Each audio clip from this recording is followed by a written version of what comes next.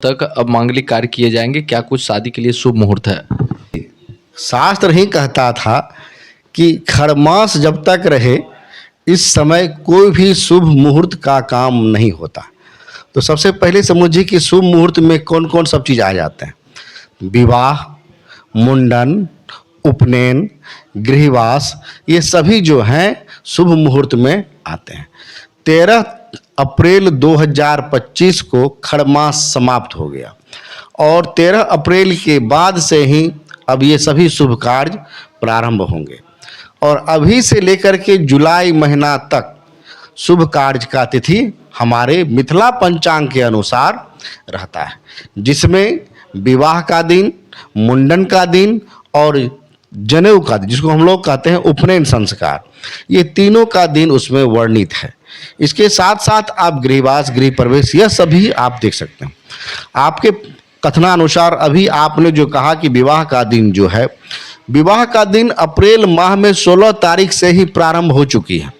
16 अप्रैल को विवाह का दिन प्रारंभ है और इस माह में बहुत सारे दिन हैं, जैसे कि 16, 18, 20, 21। मैं यह आपको मिथिला पंचांग के अनुसार डेट बता रहा हूँ। 21 के बाद 23, 25 और 30 तारीख अप्रैल माह 2025 को विवाह दिन का मुहूर्त है।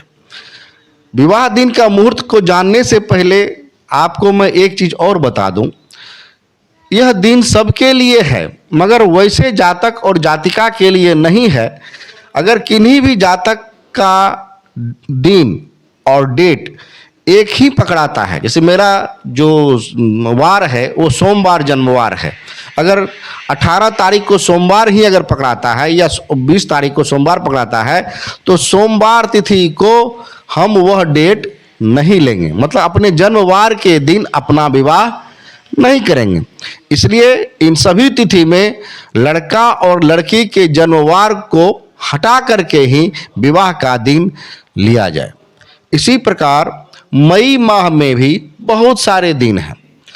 1 तारीख, 7 तारीख, 8, 9, 11, 18, 19, 22, 23, 25 और 28, कुल मिलाकर के 12 दिन शुभ मुहूर्त का है मई माह में। और इसके बाद जैसे ही हम लोग जून माह में जाते हैं, जून माह में मात्र कुल 4 विवाह का दिन है। 1 तारीख, 2 तारीख, 4 तारीख और 6 तारीख। इसमें भी वही बात आ जाती है, आप अप्रैल माह, मई माह और जून माह के 3 माह में आप अपने बच्चों का विवाह कर सकते हैं। ध्यान रहे कि बच्चा का जन्मदिन और बच्ची का जन्मदिन के वार को छोड़ करके आप विवाह का दिन को चुनें। इसके अलावे उपनयन और मुंडन का भी दिन अप्रैल माह में है। अप्रैल में मात्र 2 दिन है मुंडन का, 17 तारीख और 30 तारीख।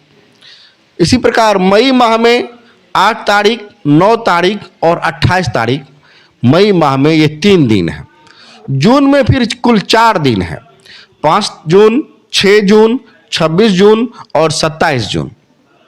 और जुलाई माह में 2 जुलाई और 4 जुलाई। इस बार जुलाई माह में मिथिला पंचांग के अनुसार विवाह का दिन नहीं है। हाँ, बनारसी पंचांग के अनुसार, हनुमंत पंचांग के अनुसार विवाह का दिन हो सकता है, क्योंकि मिथिला पंचांग भिन्न और जो बनारसी पंचांग है, इन दोनों में भिन्नता पाई जाती है। अब जहाँ तक उपनयन संस्कार का बात है, मई माह में उपनयन संस्कार का दिन है। अप्रैल माह में उपनयन संस्कार का दिन मिथिला पंचांग के अनुसार नहीं है। मई माह में कुल 4 उपनयन संस्कार का दिन है। 2 तारीख, 7 तारीख, 8 तारीख और 29 तारीख। इसके बाद जून माह में उपनयन संस्कार का दिन 5 तारीख और 6 तारीख है। यह दिन में आप उपनयन संस्कार कर सकते हैं। यह मुंडन और उपनयन और विवाह का शुभ मुहूर्त है। पंचांग के अनुसार वैरी कर सकता है। मिथिला पंचांग और बनारसी पंचांग में कुल दिन का फर्क होती है।